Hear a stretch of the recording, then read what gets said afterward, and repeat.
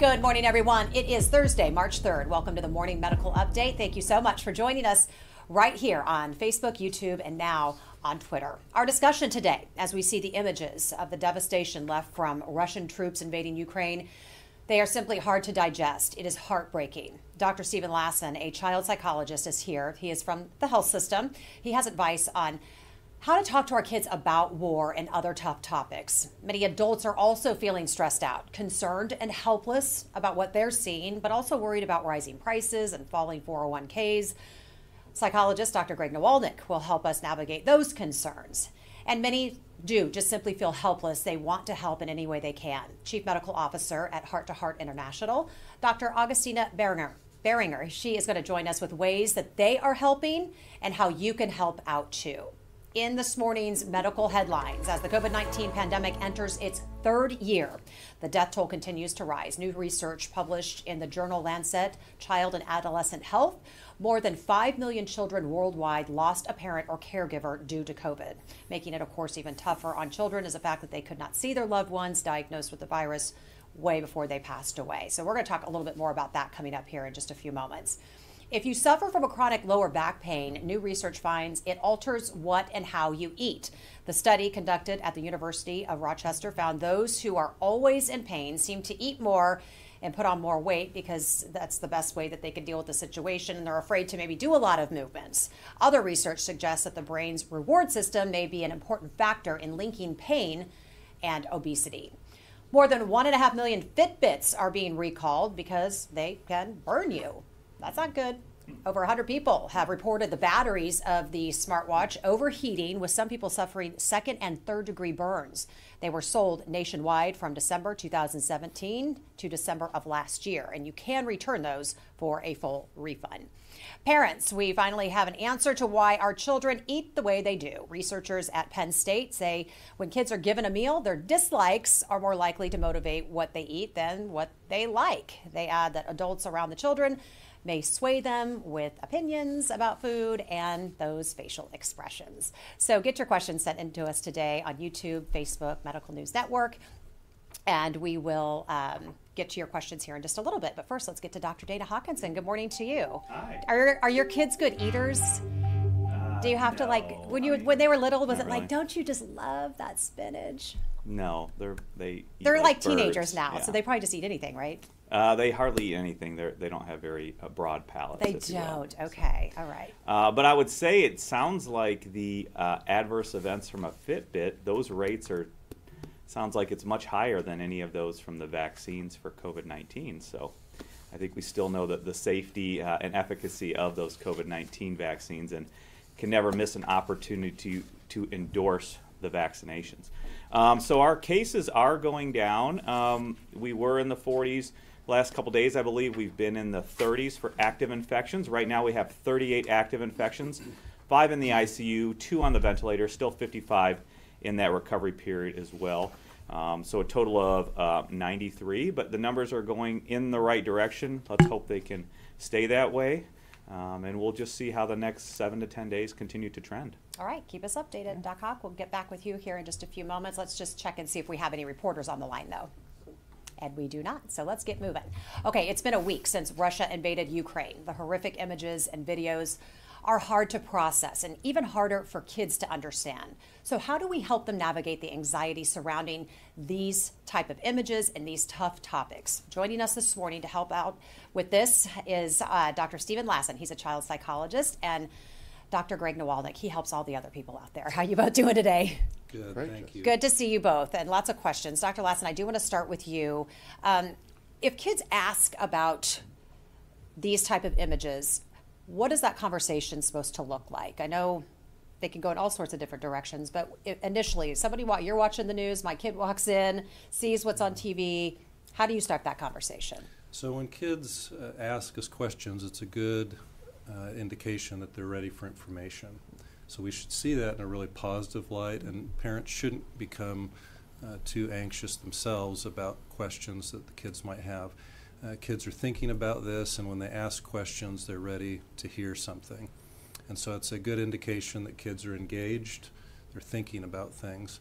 So those conversations really need to be honest, They need to be direct, they need to be age appropriate, and they need to be accurate.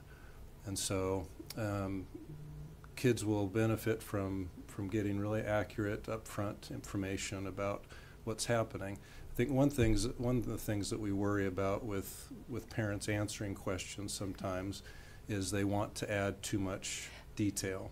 Dr. Right. Lassen, we're not always prepared for the questions. Right. They come out of the blue. So a good rule of thumb is just to answer the question that the child asked and no more. Okay, so to be very succinct and not use that as a platform for a parent to discuss their own anxieties and their own thoughts and opinions and about what's happening. That's a really good point. Just answer the question that was asked. Just answer the question. If kids want more information, then they will ask another question. So there's information sharing that's really important, but the other thing that kids are wanting when they're asking parents questions is comfort and reassurance. And so we need to really model a calm, peaceful response. And so parents need to monitor this. If they're themselves feeling very anxious, then that will transfer to children. So we need to make sure that kids know that we're going to do our best to keep them safe. We can't guarantee anything, we can't promise anything, but we can let them know that we will be protecting them as best we can, and that there are a lot of adults working on the resolution. Well, and it's tough, Dr. Lassen, when you're looking at images in Ukraine, on the other side of the world, it feels so far away. Then we bring in topics like school shootings. How do you have those conversations? And how do I send my kid off saying, I can't promise anything? That's really tough to do. And the exposure in many of these situations is the same. The exposure to events halfway across the world is no different than exposure to the one down the street.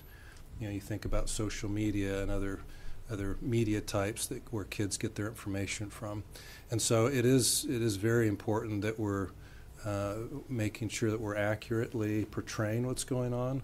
We've had kids, think that the Ukraine conflict is happening right next door. And so they don't understand always, depending on their age and maturity, the differences between those variables. So we have to make sure that we're providing accurate information, but also the level of exposure is important. So we know that the more intensely we're exposed to an event, the more likely or the more at risk we are for developing a problematic response. So if things are happening personally and very close in a child's life, then we need to pay more attention to those because they will likely be much more impactful. What about prompting conversations? So my child maybe caught a glimpse of something on the news, and is it okay to ask them, do you have any questions about that? Or what did you think about that? Or do you let it lie? No, it's a great question. Yeah, we have to start by understanding what kids know and what they've been exposed to and what they've heard and seen. And so it's a great way to start the conversation instead of assuming that we know what their questions are or what they've heard and seen. And then that can start a really great conversation, and we can clarify anything that needs to be clarified. We can add information to what they've already received. And so starting in that way is really helpful.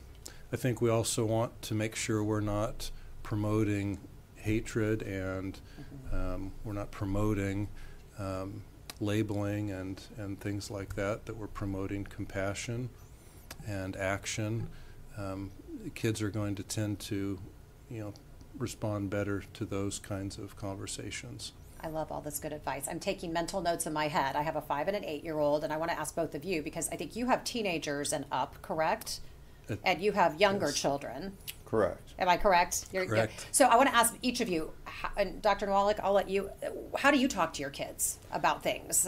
Well, so around this specific thing, we have not, because our kids are 6 and 8, and we don't let them in the room when we're watching the news because there's so much risk that they're going to walk in on something that's going to prompt one of those conversations, probably prematurely. And so this is a very different situation than the pandemic, which completely impacted their day-to-day existence in their life. And so this is something that I think we've kind of taken the measure of how directly does this have to impact them, or is this something they're going to actually have to think about and interact with? So we're expecting that if they talk about it at school, they come home, they have questions, we'll certainly address it. Probably in terms of Star Wars, something they can relate to. But the idea here that we're going to actually say, hey, sit down. We'd like to talk to you about Ukraine, Russia. It's just not. But if they were to see an explosion go off and go, what is that? You know, it's not easy to try to put it Correct. into terms that they can understand. Then you have older children where you can walk them through how we got to this place and what it all really means, right? Right. For older children, we can have more adult-like conversations. Again, parents know their children best, and you really have to make sure that you're making those judgments as you're having these conversations, because some kids who are older aren't ready for more information. Some kids who are younger are, based on what they've experienced, their maturity level, and so forth. Yeah. But generally, kids, as they get older, they are able to manage more information. They're able to have more of a back and forth conversation about the details of what's happening. And with all of these things, we need to really point kids towards solutions, towards what's happening to further a solution, and really help them stay engaged in productive and meaningful actions, and helping keep them engaged in their regular routines. Routines for kids convey comfort and reassurance. Okay, these things might be happening in Ukraine, but I'm still going to school. I still have my morning routine. Mm-hmm. Mom and dad are still there, etc. So we need to really try to focus on that stability in kids' lives and making sure that that's in place as much as possible. All right, let's talk about adults. How are they doing? Just with everything. We come out of, we've seen the worst of the pandemic. We hope the worst is behind us. We don't know what lies ahead there, but now we're dealing with other financial impacts. What are you hearing, and what do we do? Well, I think what I'm hearing right now is, or what I'm seeing actually, is a lot of people trying to kind of dogpile the Russia-Ukraine situation on top of the pandemic. And I think that anytime that we're looking at compounding unrelated events, then there's a potential for increased anxiety. And so what I encourage people to do is look at, right now, I mean, what I saw yesterday, all my patients that I saw in my clinic were upset that they had to be talking to me instead of outside enjoying the weather. And so the thing that I want to encourage everybody is to look that right now, I mean, the weather is gorgeous. Let's get outside. Let's take advantage of the peace and calm that we have right now, and the bit of a lull in the COVID world, and maybe even seeing us progressing towards the end of it. And I think that the more that we can emphasize the more immediate rewards in terms of what we're doing to improve our immediate situation, the better it's going to be. I don't know anybody that in my sphere has any specific influence over the events that we're seeing unfold in Ukraine and Russia. And so I think that we just have to think of how is this immediately impacting us. It's good to be aware, but when we're spending too much time watching 24-hour news cycle, getting news from unvetted outlets, TikTok, Instagram, I mean, there's a lot of potential for heightening the response. And I think that the best advice I can give is to keep in mind the purpose behind the information. And if you feel that it's really sensational information and you feel a real pull to continue clicking or tuning in or staying on top of it, that's probably not the best information that you need at this point. So over the last few years, you two have both been part of a group of folks who are helping other people get through all of these rough times, but you are not shielded from that either. My question to both of you, whoever wants to go first, is how do you keep your stress levels down? How do you release in a healthy way? I know you ride your bike and all that good stuff sometimes. Sure. But all the time. But we want to know, what do the professionals do? What is your go-to, Dr. Lassen? Well, that's a great question. I'm not sure I've ever been asked that before. All right. But I think in a word, for me, it's really about balance.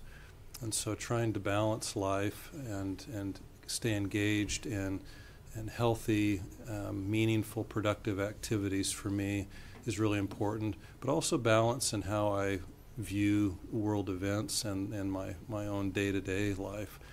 And so I think there's a danger in becoming unbalanced in life in many ways, and these things can tend to overtake our thoughts and our actions Dr. Nawalanic has indicated. And so for me, it's an issue of staying balanced, of staying connected with people that I love and who support me, getting good sleep and good nutrition, staying physically active, and really taking a balanced worldview of all of this, meaning that seeing things as temporary.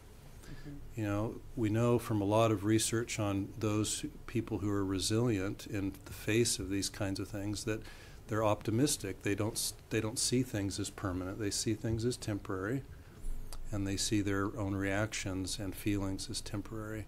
And so for me, that helps. That helps day to day to try to achieve that balance. Yeah, keep your balance in check and always be evaluating, you know, am I tipping to one side when it comes to social media, or, you know, just my activities or drinking or whatever it is that you have, you know, vices to. What about you? A lot of the same things, except that the big thing that I try to do is check in with myself on a regular basis and see how I'm doing, and kind of have this meta awareness of how I'm thinking about things and how I'm behaving. And if I notice that I'm being a little snippy at times, that's kind of an indication that Snippy? I know, right? I never come in hot. I'm usually very measured. Like, I mean, I'm not sure how you could tell the difference between Dr. Lassen and myself. It's just so measured and calm. Right. No, I think honestly, sometimes that kind of heat that I bring is my way of kind of discharging a lot of the tension. I'm not keeping the lid on super tightly. And so I use humor an awful lot to deal with things. I mean, go figure, right? And that is something that I notice when I stop doing that, or any variance from my baseline, is when I kind of take a step back. And to be fair, one of the things that I do is when I notice that I'm really kind of under a lot, I cut alcohol out completely. You shared that. You did that during COVID. During COVID, and I've done it again because a couple of things. One, it was purely vain because my waist, I was starting to fight with my pants again, Your buttons were screaming. Yeah, thanks. So that's not great, you know, not the best. And then besides that is that, you know, there is no comfort in alcohol. I mean, it's not. I don't need a social lubricant. I'm plenty social. I think my wife wishes I were far less social. And I was actually thinking, when talking about how to talk to kids, like, keep it narrow. I don't know that I've ever had a narrow conversation and pointed in my life. It's like tangent ball. Like, let's go over here, now over there.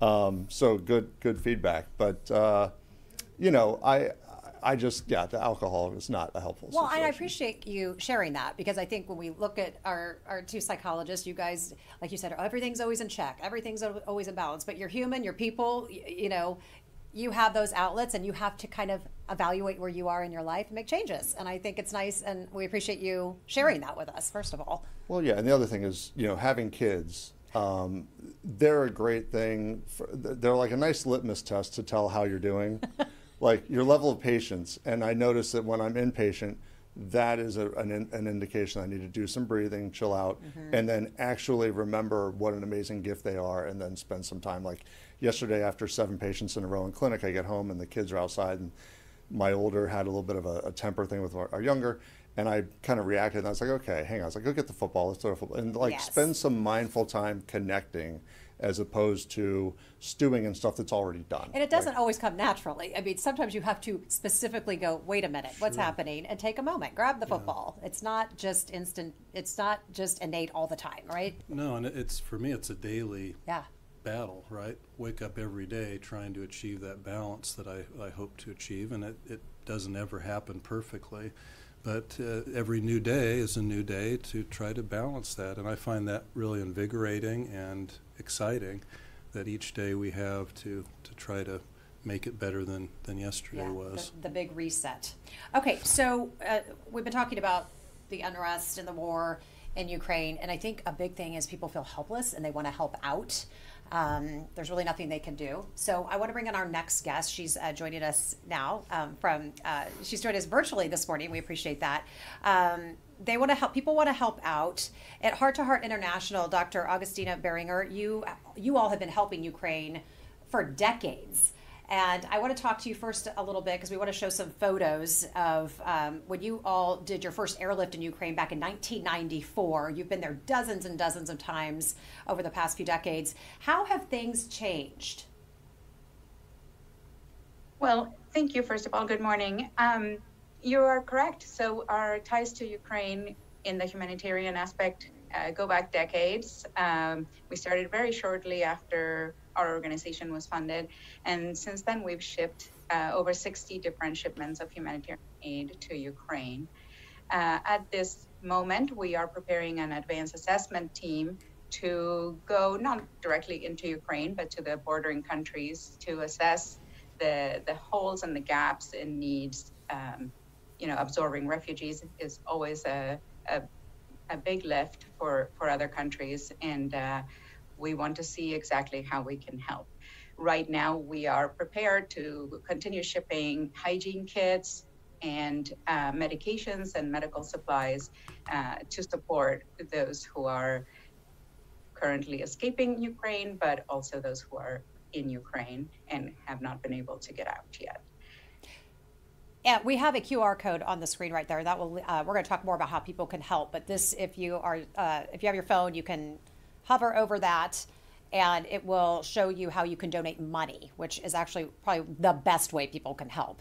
Heart to Heart International will make sure that those funds are out properly and getting to the right people in the right places. How has COVID impacted the help that you offer? And now that travel restrictions are lifting, is that helping you get to the places where you're needed most?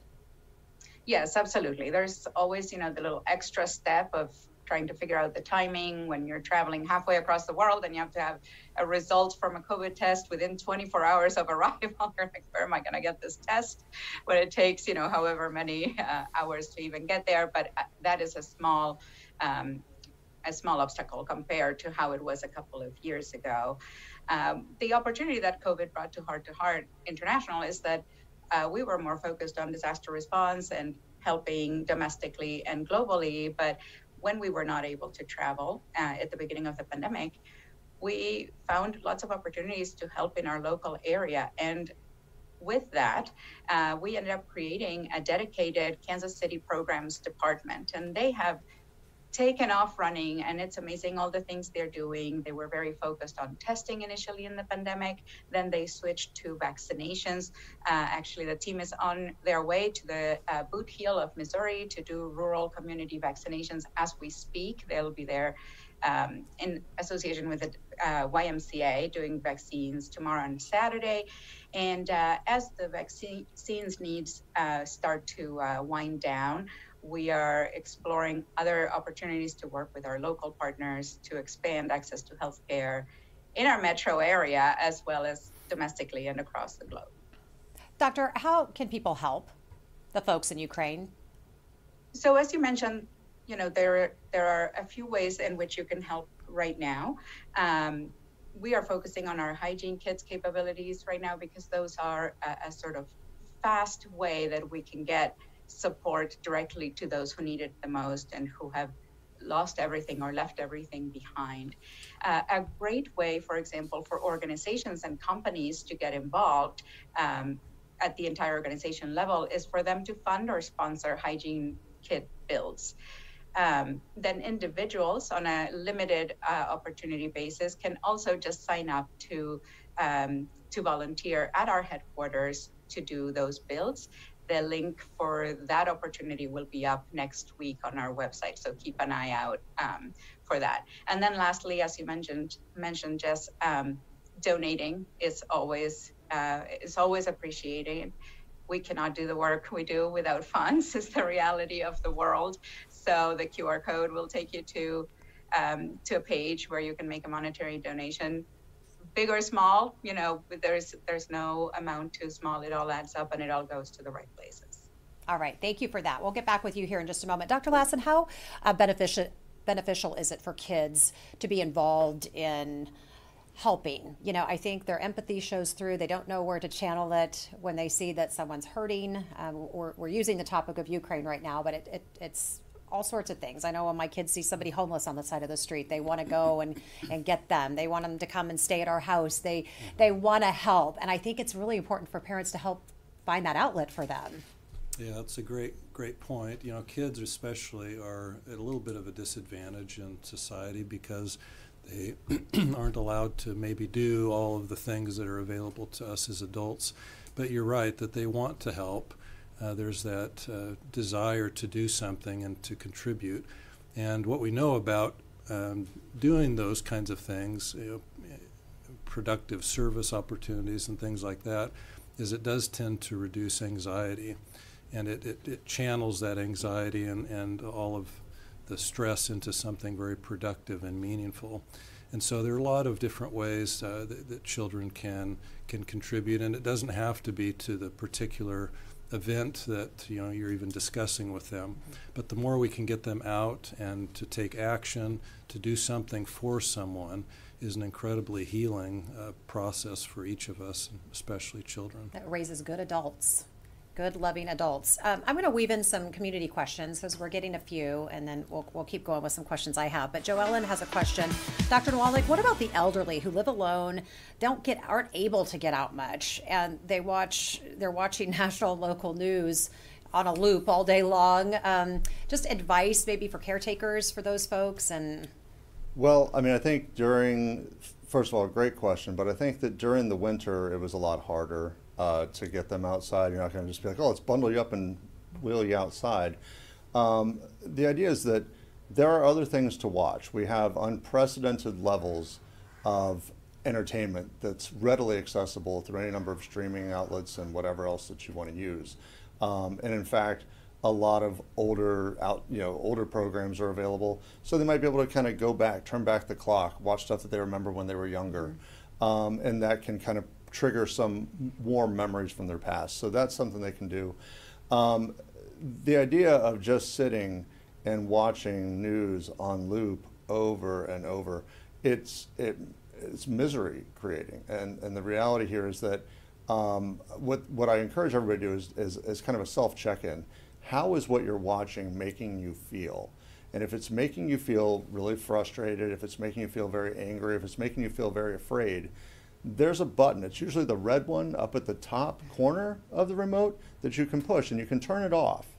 And just getting away from the screen, even if it's to go sit and look out a window, or if there's a caretaker, take them outside for a short walk. Sit outside. Just sit in a chair. My wife and I think people think we're part parakeet for the way that we will sit in the front in a couple chairs we have and just drink our coffee and just kind of watch the world happen.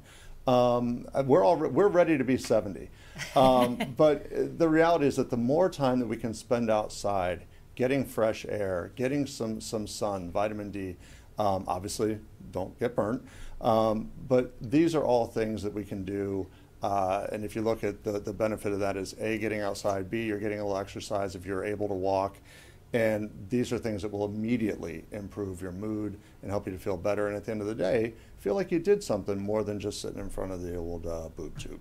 All right. What about adults who are stressed out about all these other things? I don't think it's anything new. I think finances and 401ks and gas prices and grocery prices, it seems to be very, magnified right now, and no thanks to social media and people getting everybody all riled up about things. And of course it takes a political stance and all that junk. But how do we kind of, again, find the balance of adult problems and put them in the box where they belong and move on?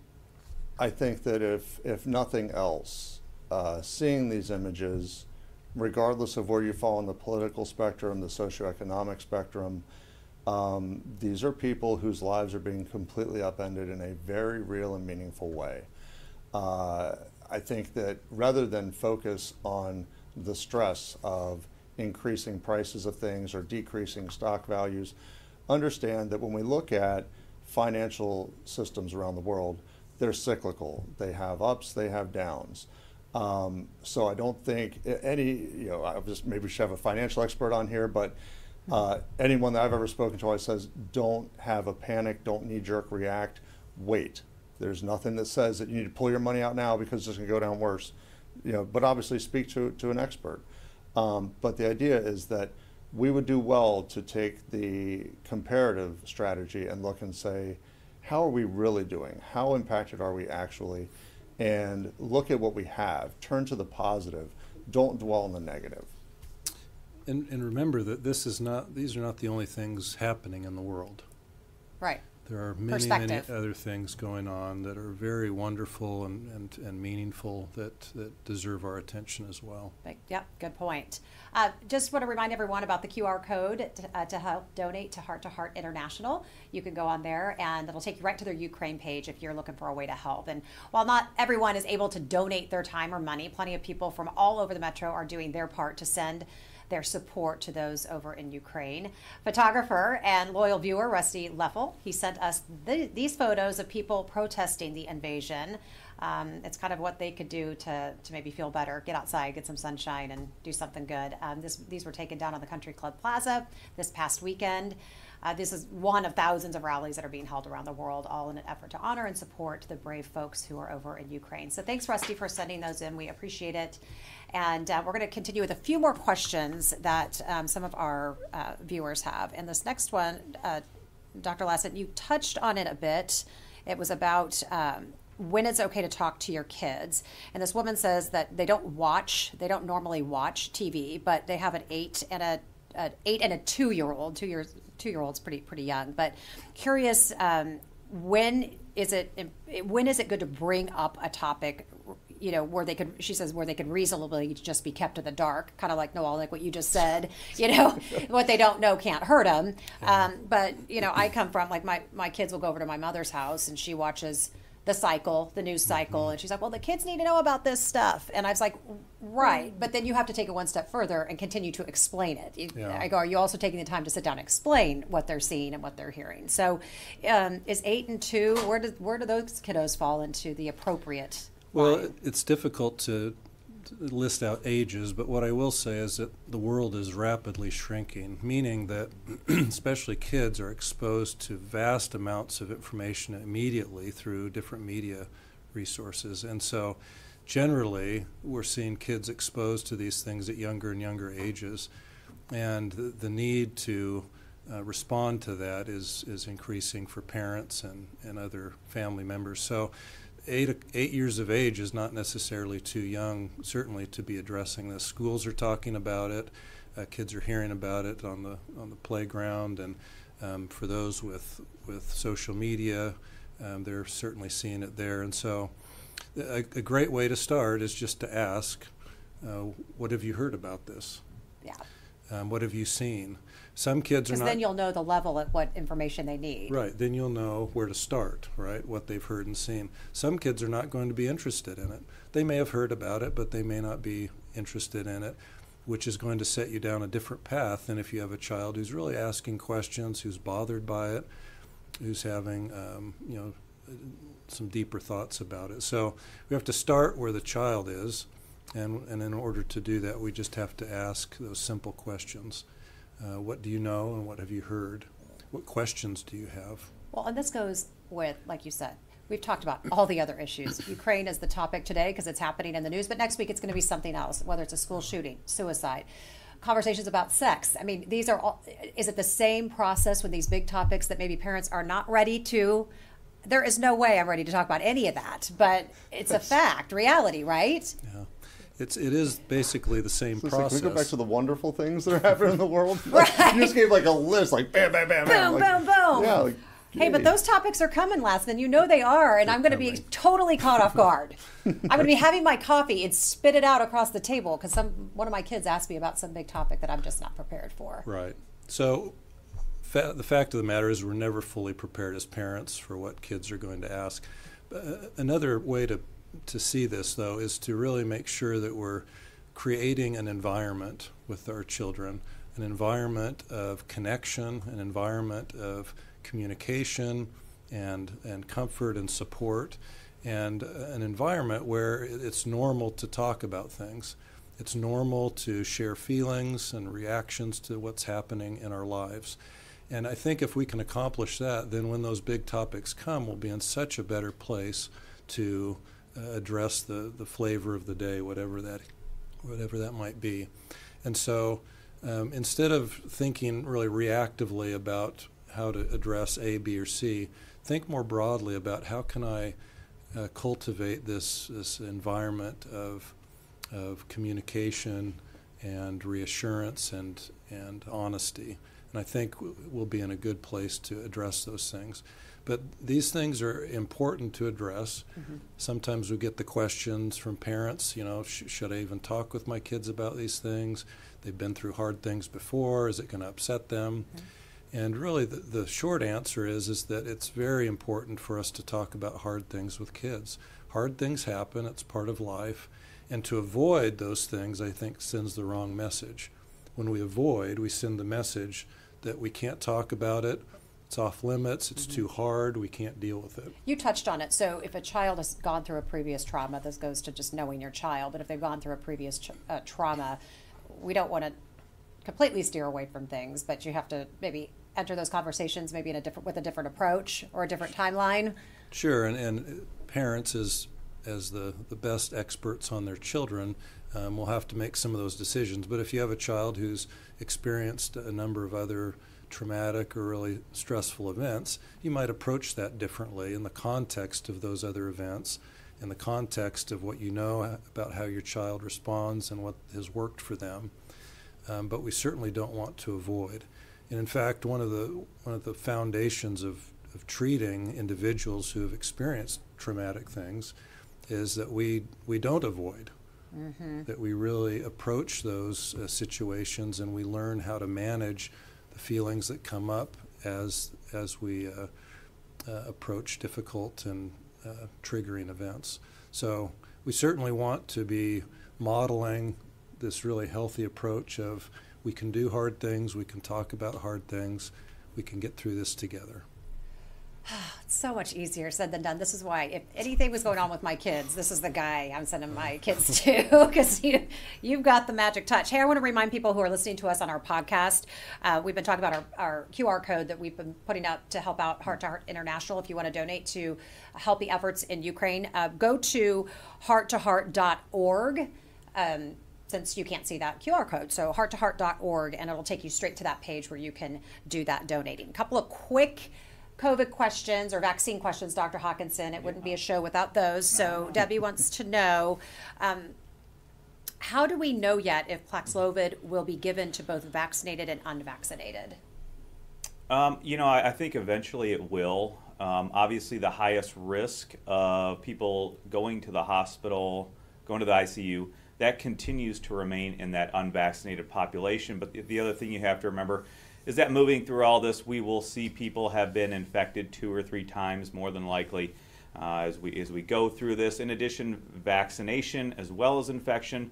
I think eventually it still will be okay to give those to the vaccinated people as well. But again, right now it's still early. We know that overall the supplies of Paxlovid are still low. I do anticipate those supplies will start to build up just as the supplies for vaccines did. So I anticipate that. And again, I think as we continue to move through this with vaccination and infection or recurrent infection, overall, I think individually and as a population, we will gain more immunity.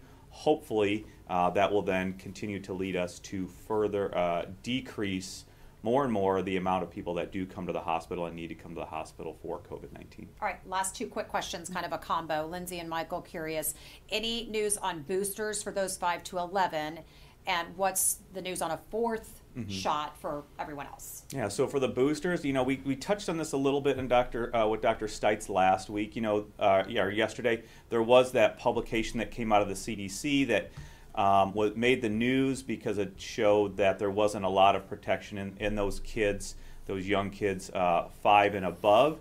But again, the main point to that, which I think was not really expressed in those outlets, was that that age group did not get the booster. So I hope and believe that is further evidence that even those younger ages do need that booster dose, that 3rd dose after the first 2. Hopefully that will come soon. I'm not exactly sure when. And then the 4th dose, again, right now we have very little information. I think we're all looking to Israel because they have been one of the countries that have been first to publish early data. We know that they have been given 4th doses for a while, so we will see what the clinical efficacy of that. And it may not be needed for everybody. It may be important for certain populations, such as older populations, 60 and above, 70 above, but we're going to wait for that clinical information. We do know from basic science research, really, that it seems to be those 3 exposures to spike protein, whether through the vaccination and or vaccination plus infection, really offer great protection. And again, when we're talking about protection here, we're talking about protection against hospitalization, severe disease, and death. So we really are still waiting for a lot of that information to come out, and when we do, we'll keep you up to date. All right, let's get to some final thoughts today. Dr. Lassen, I'll let you get us started. Well, I just want to encourage parents, grandparents, aunts, uncles, all of you who care for children to really spend time with them and to help them achieve that balance in their lives. Enjoy spending time with them, enjoy connecting with them, and really be on the lookout for any major changes that you see in children's behavior, their mood, and make sure that you're talking with somebody if you have any concerns or questions about that. Children are incredibly resilient, and so the vast majority are doing very well, and we need to make sure that we're staying connected with them and spending time with them. Great advice. Dr. Nawalanic. Yeah, so the thought that I keep having around this is that whenever something really horrible happens in the world, there's a tendency and a temptation to try to hyper-focus on the darkness. And what I really want to challenge everybody to do is to look to organizations like Heart to Heart, to look at Chef Andres, who's an amazing man with Central World Kitchen, and realize that humanity is still what we have to put our faith in. We have to trust in one another. We have to believe in the positivity and the ability of the human spirit. And that, the Beatles said it best, all you need is love. And the more that you can turn to, look to, find the love that's in the response to this, where we see the people coming and doing the hard things, and look around in your actual immediate life, find that love, find that light, let that be your focus. You're going to make it through this and everything will be all right.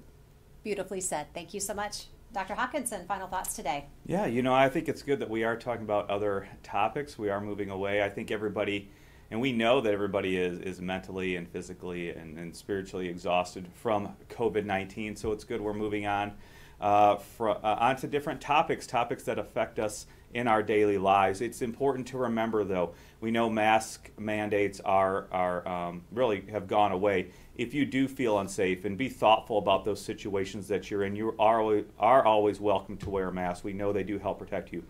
Continue to do those preventive measures as well, such as vaccination and being up to date with your booster, because the virus is still out there, but we are starting to move forward as a society, and that's a good thing. But always remember to keep yourself and your bubble or your family safe, and doing those public health guidance and those medical guidance to help do those preventive measures. Dr. Behringer, thank you so much for being with us and all that you do here locally and around the globe. Just your final thoughts today, and just remind us once again how we can help best. Sure. I love the idea of involving children in helping. My kids are in their 20s now, but they were young during, 9/11 and Afghanistan and all of that, and we had a lot of hard conversations. We do love having children help with those hygiene kit builds, 10 and up with an adult. And so look for those sign-up opportunities on our website starting next week. And I'll say that I love Ben Franklin's quote, "There never was a good war or a bad peace." We love that. We will end with that on those final thoughts. Thank you so much. We appreciate you, appreciate our guests today. We have some fun news, though. Do we have Baby Barr? Is Baby Barr? We don't have him? Okay. Well, we just want to congratulate Dr. Nathan Barr. He was on yesterday, and he had his baby, finally. We were waiting, and we were supposed to have a picture of him. So, Alexis, I was going to make you follow a really cute baby today. Sorry. Thanks for not making me do that. Babies win. So we're going to look at your cute, darling face instead, apparently. Alexis Delson is joining us in Studio B with a preview of today's episode of All Things Heart, which will be coming up at 10 o'clock this morning. So set your alarms for that. Good morning to you. Before we get to that, tell us about this exceptional piece of art that we're going to be able to see in the Parade of Hearts. Okay, so this is all part of an elite group because there are only 154 winning designs out of 700 submissions. 4 of those winning hearts were designed by our teammates here at the health system. So we want to give you a peek at the winning heart that art therapist Amy Eli Huxtable is designing. Amy Eli Huxtable has lost track of how many Sharpies they've gone through while decorating their Parade of Hearts winning heart. You know, I wish I had started counting. It's a painstaking process that the art therapist at the Marillac campus says is also a labor of love. Their winning Parade of Hearts design is titled Pride of the City. It's a tribute to the LGBTQ+ community and all the young people they've helped through their art therapy. It's going to be the Kansas City skyline with kind of a rainbow spectrum of dots, kind of just to represent the LGBTQIA community in Kansas City. The pointillism style representing individuals coming together. I just want them to know that they're accepted and can be represented and that their voices can be heard.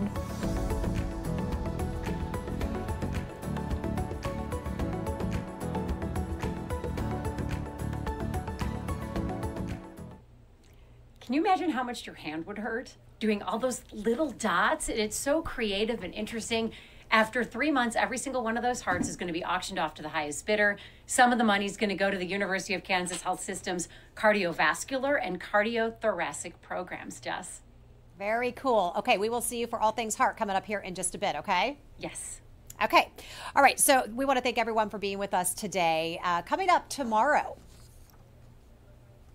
we are going to introduce you to a young man who answered a call, made a match, and saved a life. And how far would you go to help out a stranger?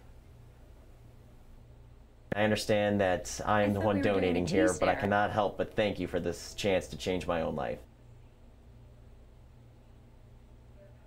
Help donate. So we'll talk about his story coming up tomorrow. It is very, very cool. So please stick with us. We'll see you tomorrow at 8. Have a great, fantastic Thursday.